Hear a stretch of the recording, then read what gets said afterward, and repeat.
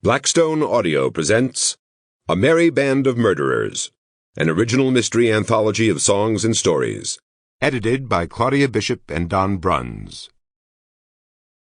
Act 1. Your ticket, please, and welcome to the first ever original mystery anthology and concert, A Merry Band of Murderers. We've done all we can to give this book the feel of a terrific performance. You'll find 13 provocative interviews with the authors, 13 biographic sketches, and 13 stories to knock you flat. And then, of course, there's the music. The CD that accompanies A Merry Band of Murderers is filled with the original songs and compositions that form an integral part of the short stories. The idea for this collection occurred at a rather bibulous publication party at the mystery convention Sleuthfest 2 years ago. The band next door was indulging in a rollicking version of Bad Moon Rising. You know, I mused to Don Bruns, that song would make a pretty good short story. It'd be pretty neat, don't you think? Short stories from songs, songs from short stories. Don smacked his glass of red wine down and shouted, "You're right, it would. Let's do it." I said I hadn't seen any mystery novels by Creedence Clearwater lately.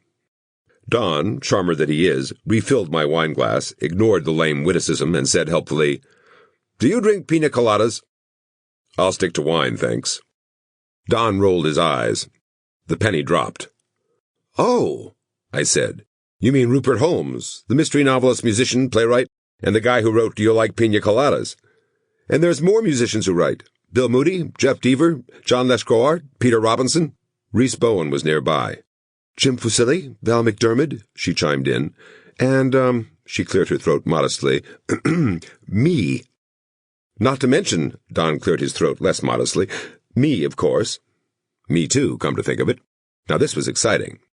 "So you're talking about mystery short stories revolving around songs, or maybe songs revolving around mystery stories? You're talking an anthology, a CD, what?" "Both," Don said. "Yikes," I said. "I don't know if you know this. This is my third excursion into editing anthologies. But anthologies pay zero up front and pay out even less. You think we're going to get people like that for $75 for an original song and an original story, and find a publisher to take it on, and someone to produce the CD? "You bet we will," Don said. Well, we did. Actually, Don did most of the recruiting. Rhys Bowen lent a hand with one or two. We had one requirement, that the mystery writer had been paid to sing or play in a band. We'll find 8 writers, I thought to myself, 9 in a pinch. But we found enough to fill 2 anthologies. I was astonished at the caliber of the mystery writers who sang, composed, and performed for a living. I was even more astonished. Sample complete. Ready to continue?